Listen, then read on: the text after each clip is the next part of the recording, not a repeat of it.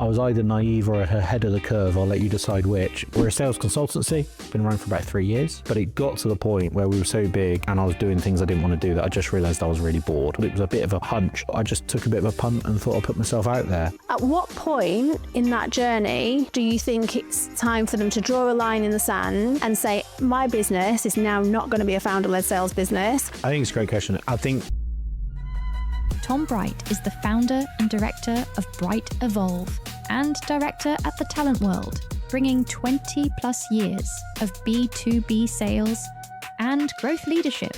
He helps scaling organizations build profitable, repeatable, and sustainable revenue engines across the UK and US.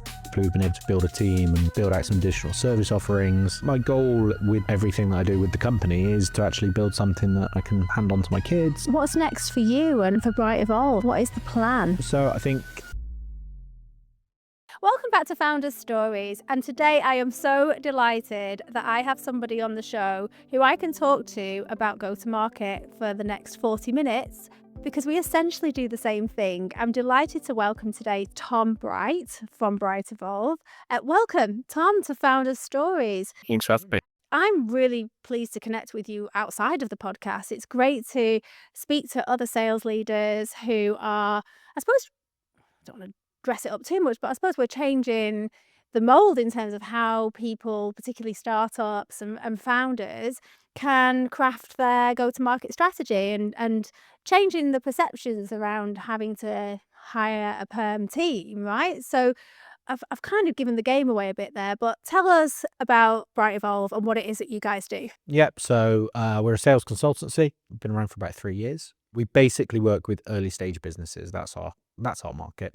And in essence, we've got to kind of take founders through a 3-stage process. Stage 1, we'll assess where they're at right now and assess them against kind of 6 pillars of growth, help them build a sales strategy, consult with them to implement that, and maybe provide some like fractional support. And then ultimately the end point is we'll help them to hire and onboard their sales team, basically. Yeah, fantastic. And that's 3 years old now. 3 years, yeah, coming up to 3 years, yeah. Yeah. And how have you found the perception of what you do has changed within that time from maybe being seen as interim support into a really important supplier, essentially? Yeah, I think it's we're still on that journey, I'd say. I think there's a lot of education we've got to do with the businesses that we work with, right? So they're typically founder-led businesses. The founders had some success, but they don't know how to build that in a kind of repeatable and scalable way. And no one sets out running a business unless you're kind of experienced in sales to think, I need to be a salesperson. I need to think about sales. There's a lot of education we've got to do. Definitely a kind of, first year of business was me doing all the consulting and the hustling and, putting myself out there. And then thankfully we've been able to build a team and, build out some additional service offerings so that we now are starting to be seen more as an actual consultancy with an end point in mind, importantly. Yeah. And you probably network in a lot of fractional spaces, as I do as well. How have you found the community of fractional sales leaders has changed from, I'm not trying to put words in your mouth, but for me, I've found that those groups used to consist of maybe 80% of people who were on the perm market and 20% that enjoyed having the contract live. And now that table is completely turned to wouldn't entertain a perm job because actually they're building a business, not offering interim support. Do you find a similar kind of thing in your network? Yeah, definitely. I think it's I actually think it's great how the fractional model has just kind of erupted over the last few years, especially. The first client we picked up and I picked up personally was in the US, and they were much more used to the kind of fractional model, Right, basically. okay. But actually then we've kind of seen that grow more in the UK as well. Yeah. And I think, yeah, it's great because I think there's people out there who've got real value to add, but certainly for the sort of businesses I work with and we work with, they couldn't afford a full-time permanent sales director at the point of their journey, especially when there's so many unanswered questions about strategy, etc. So actually the fractional model works really well in that regard. What made you decide to go into it at a time 3 years ago where, I mean, I'll be honest with you, I've done it because I've seen this hockey stick and I want a piece of the action. I'm really honest about that. But 3 years ago, that hadn't really started to materialize. So what made you go into doing something like this? I was either naive or ahead of the curve. I'll let you decide which. I'm pretty sure it was naive. Basically, I was a permanent sales director at the time. I was working for a digital learning business. We'd had like 10x growth over kind of 4 years. It was all, the sort of stuff that a lot of people love on their CVs. Been bought, we'd bought other companies. There've been loads of exciting stuff basically. But it got to the point where we were so big and I was doing things I didn't want to do that I just realized I was really bored, basically. So it was a really selfish decision, first and foremost. I was like, I think there's a world, it was a bit of a hunch. I think there's a world where founders and early stage businesses, because that's all I'd ever worked with through my permanent career, need help, don't understand sales, don't understand commercial growth. There's aspects they have never had experience. So I just took a bit of a punt and thought I'd put myself out there. And then, it's kind of, thankfully, I've been able to kind of evolve the model of the business at the same time as that kind of hockey stick that you talk about Yeah. has landed, basically. And I think as a sales director or a CRO, you do have a bit of an advantage when it comes to actually then taking the leap into being a founder, because you know how to grow a business. If you've been around in startup, you know where the skeletons are. You're the one who's always had a target on your back for the last. So you've always carried the can as well. So you're used to that level of responsibility. So you are ahead of the game compared to somebody coming from a different department that wants to set up their own business. But there are still real differences between being a full-time employee versus a founder. So for you coming out of a very secure job as a sales director into founder life, where did you see the kind of the key surprises? I think it's learning all the other bits. So, like the bit about making money in a permanent sales director role or as an individual contributor, whatever role I was in, I knew I could make a business money, right? That was one thing I've always been really good at. I would often then hand things off, right? So finance, delivery, IT, there's stuff that I kind of had a knowledge of, but I didn't have to worry too much about.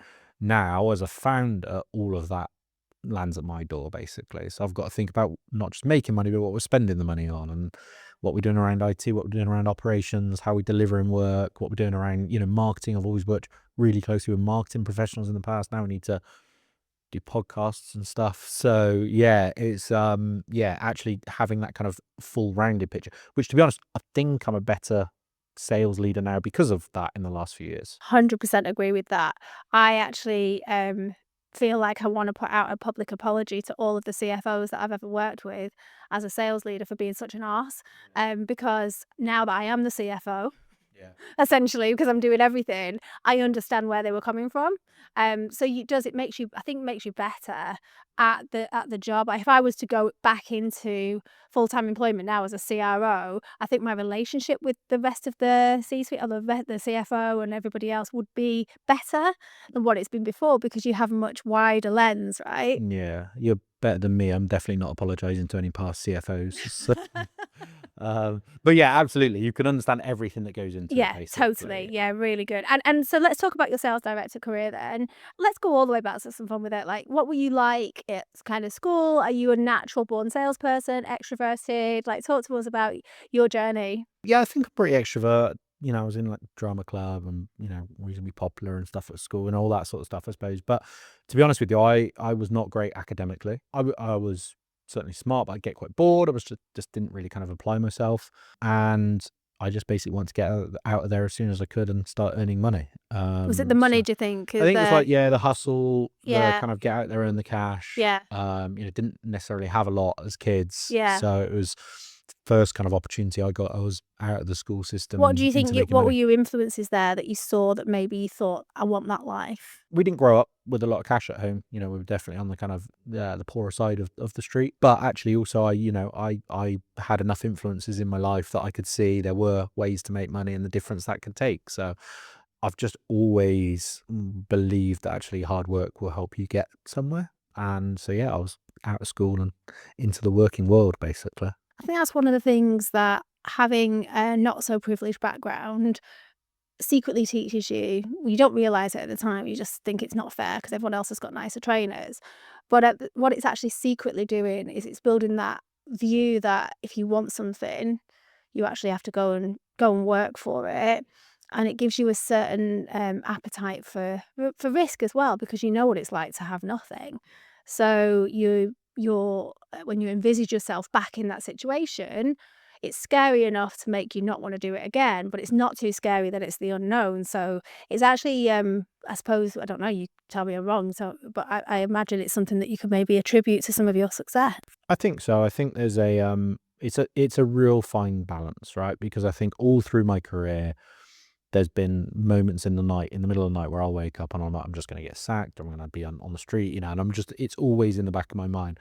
And so there are moments in the middle of the night where that is kind of debilitating, Yeah. not very enjoyable. But actually, if I think what I've learned, and I certainly with my sales career, I'd always thought if I can channel that fear into actually energy and drive in the right way, that results will come. And yeah, it held me in reasonably good stead. It's not the only reason, but it's definitely something at play from Yeah. previous lives for sure. I think so, and it's, that kind of early, and I'm not saying you've come from particularly traumatic background, but it is a sense of that kind of early trauma, that does come back to bite you every now and again, and it's not fun, having that fear that it's a real pain when you're on holiday or you're trying to have some time off or not think about work or whatever. It's like people say take a break, and they say that, and you're like, well, you don't know what you're saying, because it's actually not mentally possible for me to do that. So totally kind of with you on that one.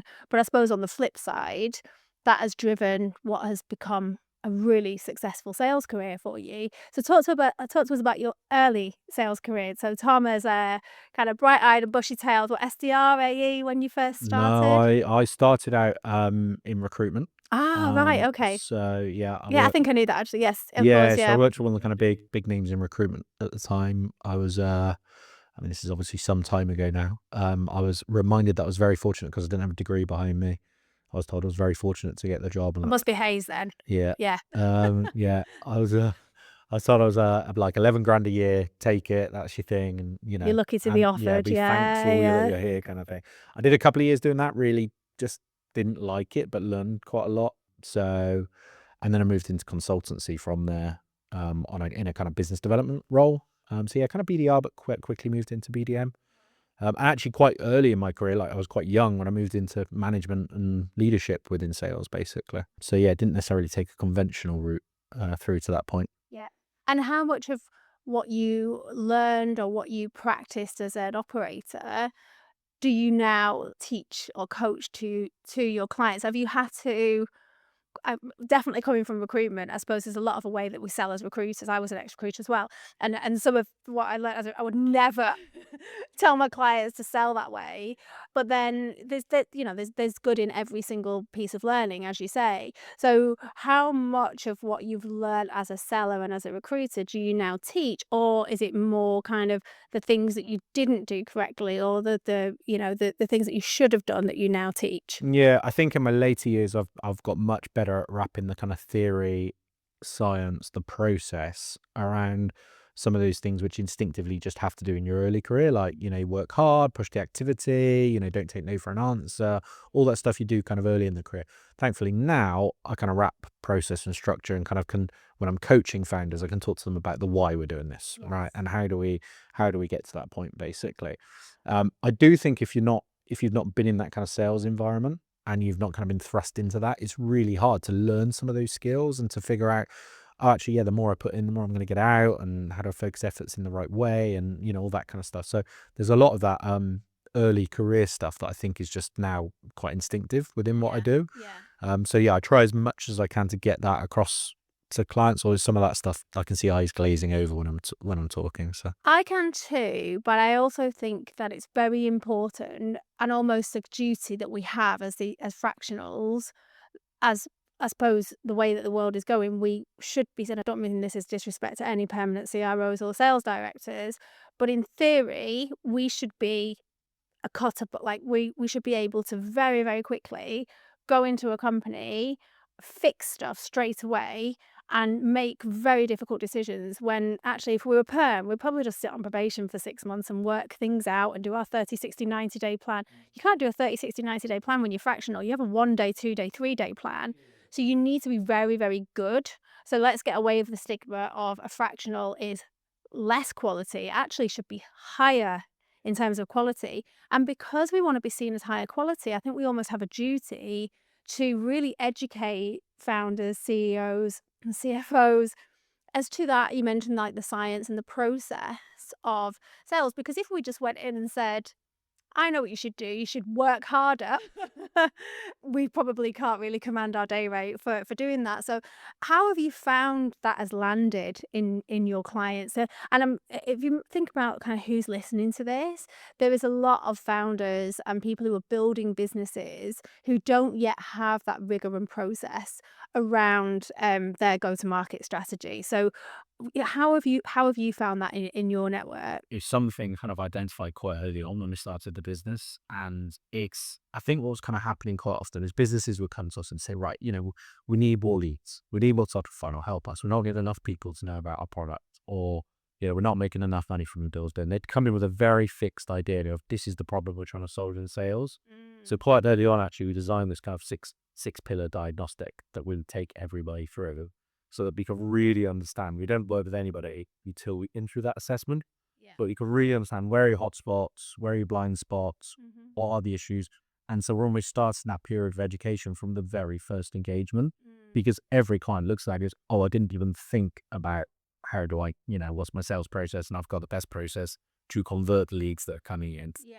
I'll be pricing in the right way, Yeah. etc. So because of sort of starting that period of education, and that gives us a framework to then start working with them on. So yeah, that's really important Yeah. to me Is and that to us. pre-sale or is that the first part of the engagement once they've signed It's a and paid for yeah, exercise. yeah. It's actually an online Just in case system. anyone's thinking I'm gonna get one of them out of him. Yeah, You have to pay for it, guys. yeah. Yeah. But we've tried to make it really competitive, really affordable. It's an online system now, which Yeah. we're kind of developing in the background as well, so Right. it becomes more intuitive. But ultimately, we want to be able to kind of say to fans, you self-serve, tell all your problems, and then we'll work with you to build that strategy Yeah. out, basically. So, and I think that just does exactly what you say. It allows us, when we start working together, to really get in on the hotspots and start adding the value. I think the other reason that's important is because founders will move, like, on what's the biggest problem. They will move from one bit to the next, basically, right? So this week, problem A might be the biggest issue that's keeping them awake. Next week, they'll have forgotten about that and they'll be on problem B. And we need something that we can take them back to as a baseline to say, this is what we said we'd do. If we're going to deter from that, we need a really good reason to do so. Yeah, I think it's good because we're teaching them things like how to develop mutual action plans with their prospects. So it's almost like teaching them how to live their own process internally. And you get much, much better at selling when actually the things that you're doing, you're also doing internally. So having a plan for things and holding yourselves accountable and all of those things you can then replicate in your sales process. And what does a typical project look like for you? Is it you as a sales director? Do you tend to have, because you mentioned you've got a team now, right? You're growing the business. Like, what does it look like? Yeah, so we've got a small permanent team that kind of supports, they play kind of supporting roles, really. So they do some of the work kind of behind the scenes. And then we use some associates that will kind of come in and help deliver some of the work, client facing, basically. It will typically, at the minute, always start with me and my involvement. And I suppose, that's one of the kind of pieces we've got to kind of fix as we grow, is how do we kind of make that not the case? It's But a conundrum, yeah, isn't it? I mean, my name is literally above the door, so I have It to is try and figure that literally out. above the door. Yeah, you're probably I'm probably even better than you in that respect because I was taking my name out of it. But and it's also testament to the fact that people are obviously, there's a huge trust element. They're going to start burning through that investment pretty soon, and they're taking a bit of a risk. And if they talk to you and you tell them that you've got them and you've got their backs, what they don't want is someone else to turn up on Monday or turn up on a Zoom call or whatever. Exactly. They want you. So it is always going to be a conundrum as this kind of fractional world evolves and we go from being fractional operators essentially into having companies. I didn't start this journey to work by myself. I very much want to grow the business into a really good consultancy. But first of all, I need to figure out that bit, which is how do I make it not about me and about the others. But you're further along with that because you've managed to get some people in and you call them associates, right? So this is a collaboration. How have you met them? Have you just come across them, or you're a great AE or you're great? No, most of them are kind of through my network. Yeah. So again, there's a kind of scale limit to that thus far. I'm fortunate that the world I was in many years ago was in that consultancy world, and we used a model heavily based on associates, basically. So you'd have your kind of core permanent team, and then you'd build that with some really well trusted associates who'd onboard as though they're part of the team, but they still get the freedom of being their own person, basically. I love that. It's a really, really good model. So I think if we can kind of replicate that, Yeah. That's great. And I think, the important piece that we've really introduced this year is that piece where we say we're going to help you to hire and onboard your sales team, and that's a paid for, that's paid for exercise. We'll charge a recruitment fee, we'll charge an onboarding fee, but it'll be a lot cheaper than, kind of recruitment agencies. But it's almost putting our kind of marker in the sand with every client that there's an end point, and we're working towards that end point. Definitely. My whole goal is to make myself as redundant as possible in most of my clients. And some of that will be, putting in a sales leader to replace me. Sometimes, and I don't know whether you found this. In fact, I suppose it's a good question.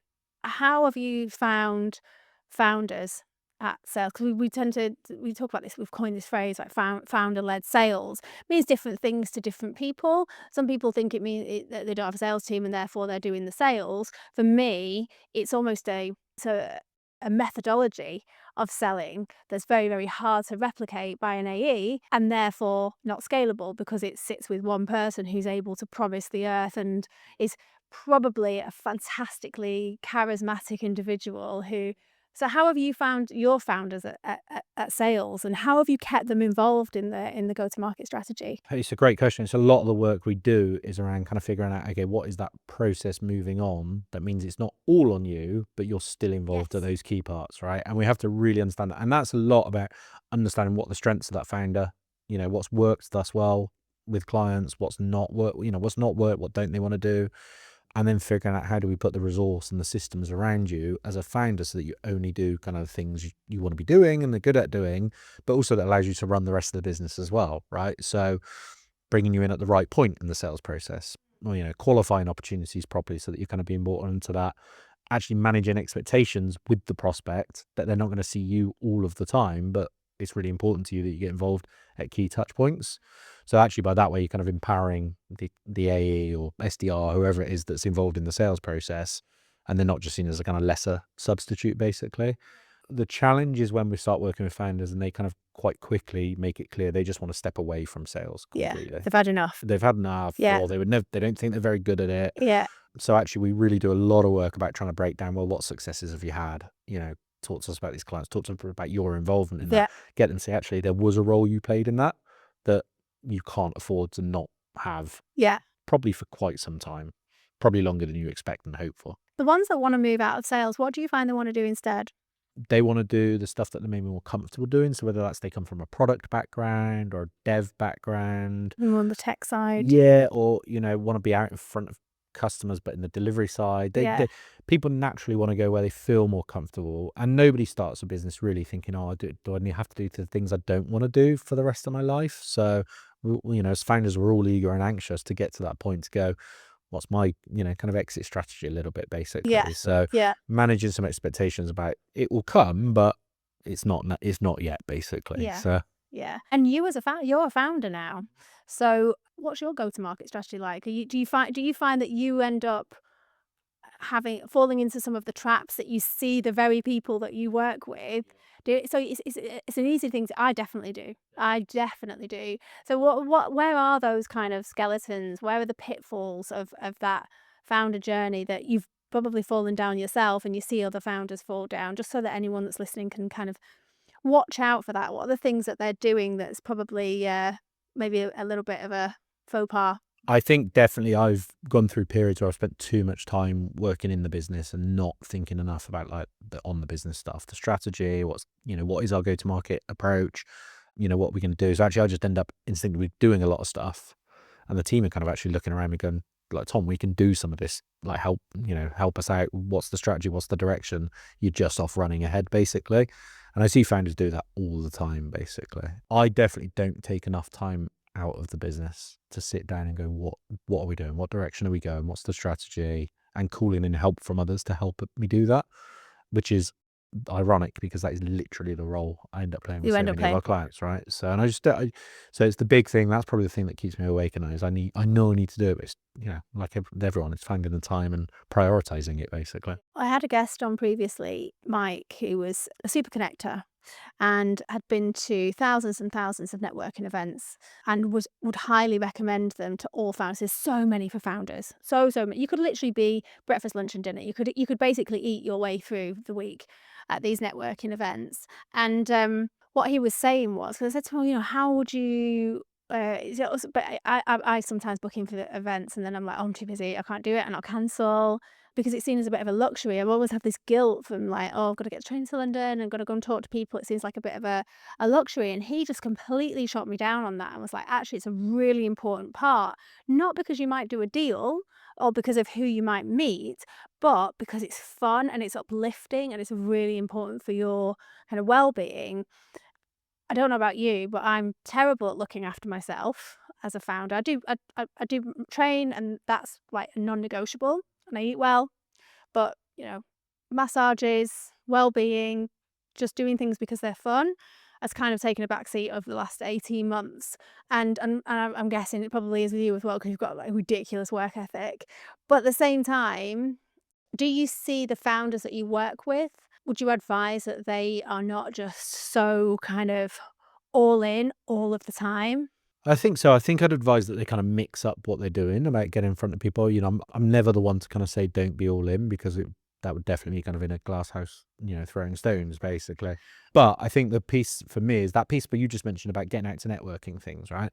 People are craving human connection. And actually what it's seen as too much time out of the office, but actually for a founder or for a sales leader, actually it's a really good way to go and connect and test a muscle that, you might not be testing as much when you're always in your kind of office or working from home or, whatever. We find ourselves in this kind of digital age, basically. So it's a big thing we've been pushing with customers recently is how are we getting out and building that human connection? How are we getting out in front of our known customers, in front of our pipeline opportunities, which networking and events I'll be attending. And to be honest, it just breaks the week up, right? If you're a founder, if you're anybody having like a day at the office, I've come from Bristol to London today, right? It just breaks the week up and makes it Yeah, much more thank you, by the enjoyable. way. Yeah. I hope you got some Yeah, meetings yeah, while yeah, you're it's while not you're here just as for well, this. not No, no, just for no. me.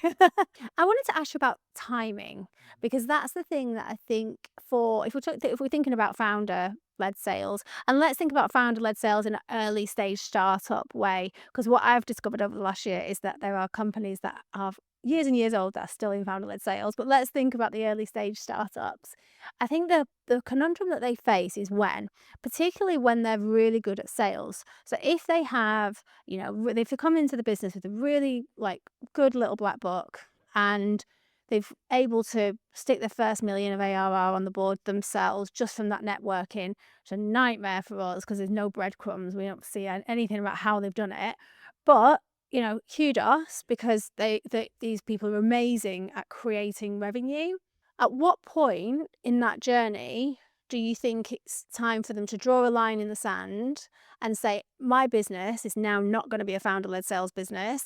I am going to take the first steps into creating a go-to-market strategy with a team behind it, and HubSpot or other CRMs are available, but use HubSpot, please, everyone, and grow up, essentially. When would you think that would be? I think it's a great question. I think so. There's a couple of things to that. I think first off, the thing that every founder in that situation has to think of: what is the end point here? What do we need to get to in terms of kind of revenue growth, profit, et cetera, and work backwards from that point, basically. And it might be actually just getting to a million ARR, and I can do that through my black book is fine, and I'm going to have a lifestyle business, and that's great. Fine, right? They're in a certain place, but most founders get to that point where they're looking at that end goal and working backwards from that, and they realize that, okay, I've done what I've done, but if we're going to get to a point, we're going to need other people doing the sales. What we try and do is we look at every client on a kind of spectrum of where are you from profitable, repeatable, and scalable, basically. And actually profitable, in that example, great. You've proven you can make profit with this business. That's brilliant. Now, can you do it in a repeatable way time and time again? Have you got a process? Have you got, a go-to-market approach? Have you got the systems in place? Have you got the marketing messaging to actually kind of do that in a repeatable way? There is a point that we assess clients where they're kind of tipping over from repeatable into scalable, where that's when they really need to be looking at kind of sales hires, basically. They've proven they can do something. They've proven they can make money. They've proven they can do it time and time again.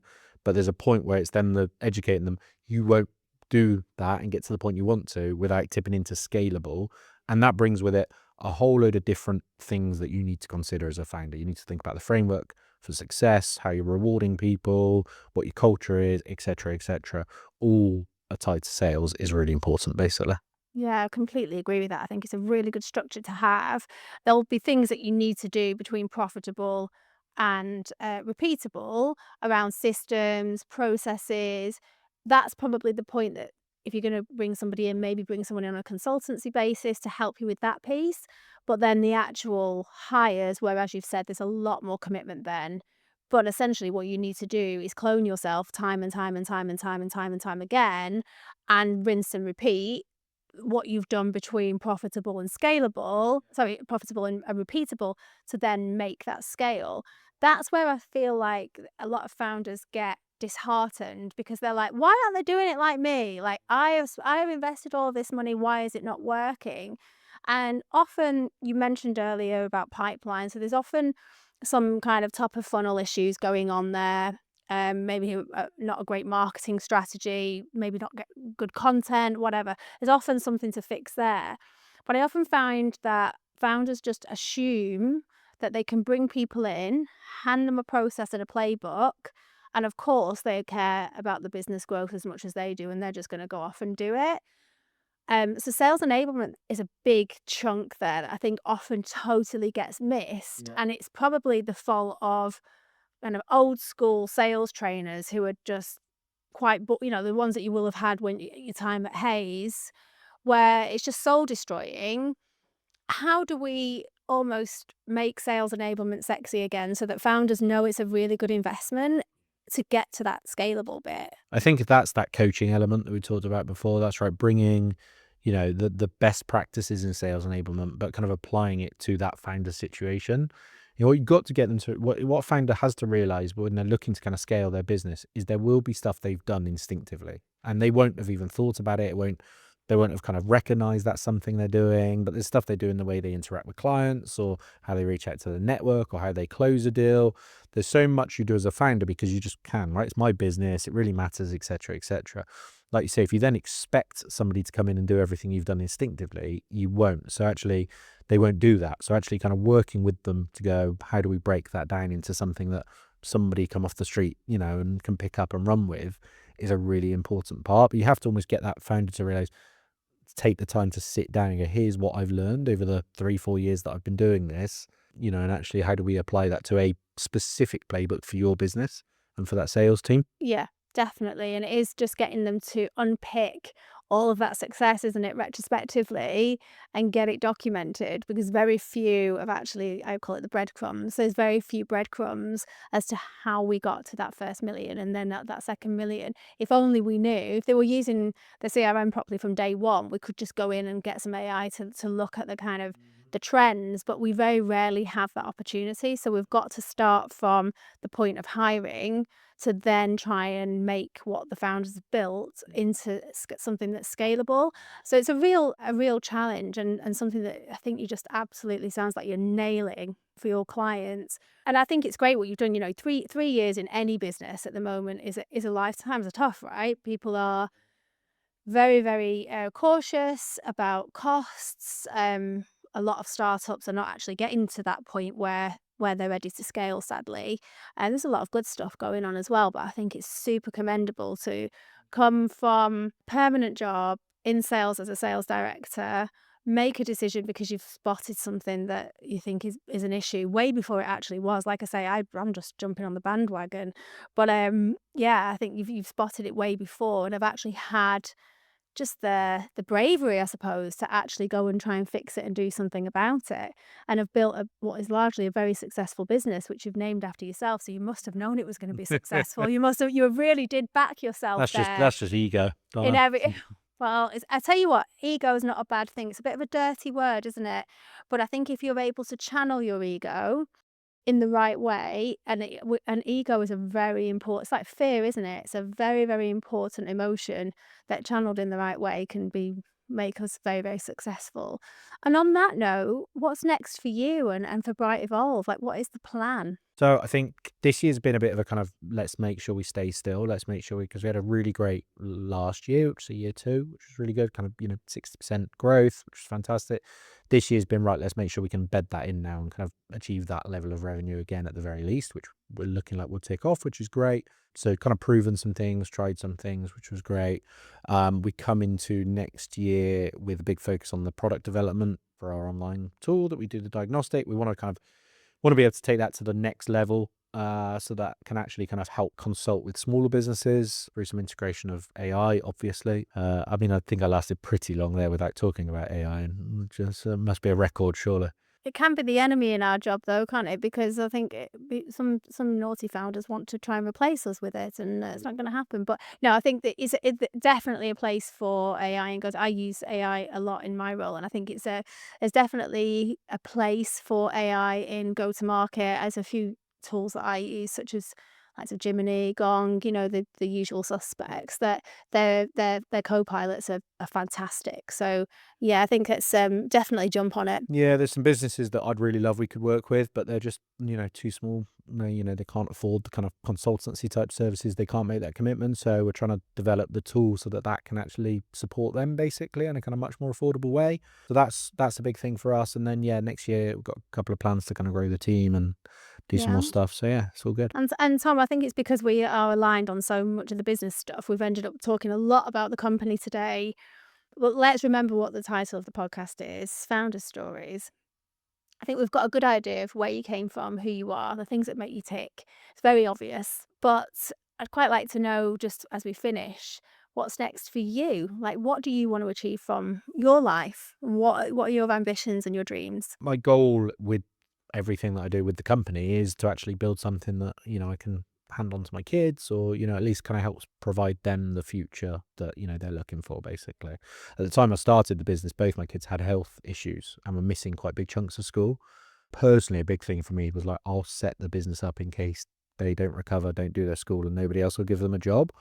Thankfully, they're both much better at the academic side of things and have kind of got themselves back in the game. But yeah, so look, my focus is head down in the business, and in that space for the next 4 or 5 years. I'll fit in the odd round of golf, and I'll be happy. And we'll get that to a place where that works, and then hopefully, yeah, get some time to enjoy the life side of life a bit more. What a fantastic purpose. And yeah, kudos to them as well for just kind of, I suppose that's just comes from them probably being chip off the old blocks, just kind of taking the rough with the smooth, and jumping on and making the best of a bad situation. So, some good learnings there from them that have no doubt not fallen far from the tree, as they say. My daughter definitely hustles me for money regularly by doing some work, so she's clearly She's yeah, got that she's clearly learned entrepreneurial something. spirit. Yeah. Oh, okay, so the business will continue to be Bright Evolve Yeah, then. exactly. There you go. See. Yeah. I've really enjoyed our chat. I think it's brilliant. I don't think this is the end for us. I think we'll definitely stay connected. But in the meantime, if founders are having problems that they think you can solve, I'm assuming LinkedIn is the best way to reach out to you and get in contact and see whether you can help them. Yeah, LinkedIn. Head over to our website, which is brightevolve.net, and join the mailing list. But yeah, LinkedIn's a great way to contact me. And Yeah. I just love nothing more than talking through individual problems and figuring out if we can help or not. So Yeah, me too. I think it's that's why we do the podcast. I love to hear what's going on in the founder community. I think it's very, very interesting, great space to be in, and long may it continue. Tom, thank you so much. thanks, Stella.